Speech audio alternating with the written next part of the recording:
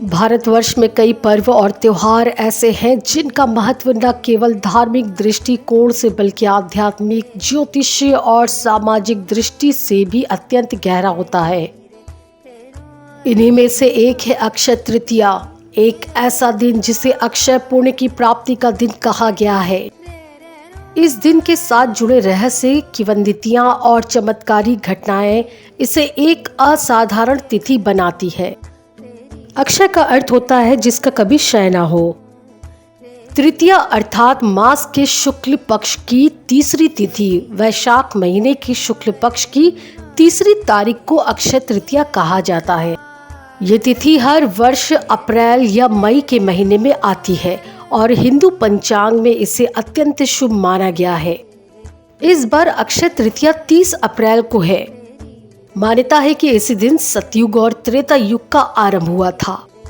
इसका मतलब है कि ये तिथि नई ऊर्जा, नया युग और नई शुरुआत की प्रतीक है। इस दिन भगवान विष्णु के छठे अवतार परशुराम जी का जन्म हुआ था। ये दिन उनके जन्मोत्सव के रूप में भी मनाया जाता है। परशुराम क्षत्रियों के संहारक और धर्म के रक्षक माने जाते हैं। महाभारत काल में पांडवों को वनवास के दौरान भगवान सूर्य से अक्षय पात्र प्राप्त हुआ था, जिससे उन्हें कभी भी भोजन की कमी नहीं हुई। ये पात्र अक्षय तृतीया को ही मिला था। इस दिन भगवान कुबेर को धन का अधिपति बनाया गया था और उन्हें अपना खजाना प्राप्त हुआ था। तभी से ये दिन धन समृद्धि के लिए सर्वोत्तम माना गया है। कई पुराणों के अनुसार गंगा नदी का पृथ्वी पर आगमन भी अक्षय तृतीया के दिन हुआ था। गंगा की धारा को मोक्षदायिनी कहा जाता है और ये दिन भी उसी पवित्रता का प्रतीक है। कहते हैं इसी दिन भगवान कृष्ण ने अपने मित्र सुदामा को इतना धन दिया था जो कभी समाप्त नहीं हुआ। ये धन मित्रता और भावनात्मक रिश्तों की शक्ति को भी दर्शाता है।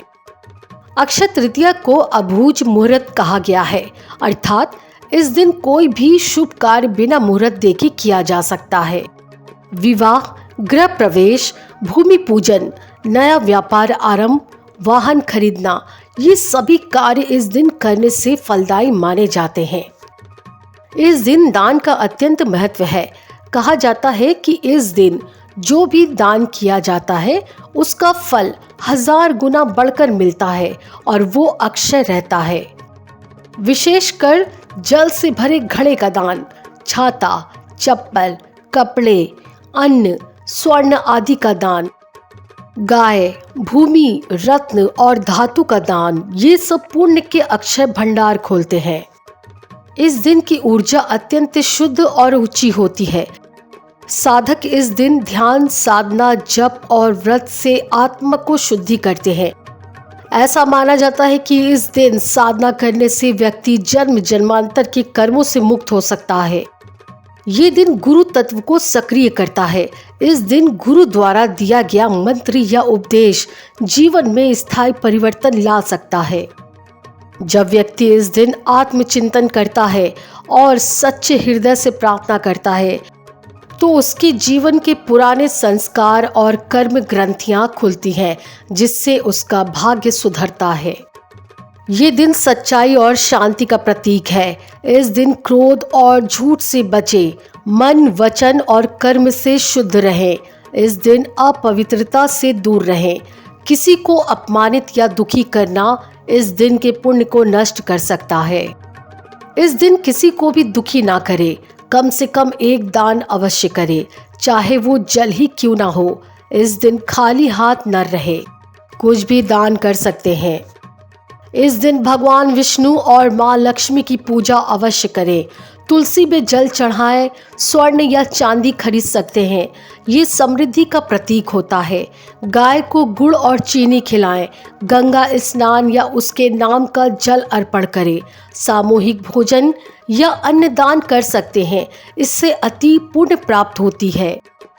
अक्षय तृतीया केवल एक पर्व नहीं बल्कि आत्म जागरण का दिन है। ये एक ऐसा क्षण है जब धरती की ऊर्जा सबसे अधिक सकारात्मक होती है, जब आत्मा और परमात्मा के बीच की दूरी बहुत कम हो जाती है।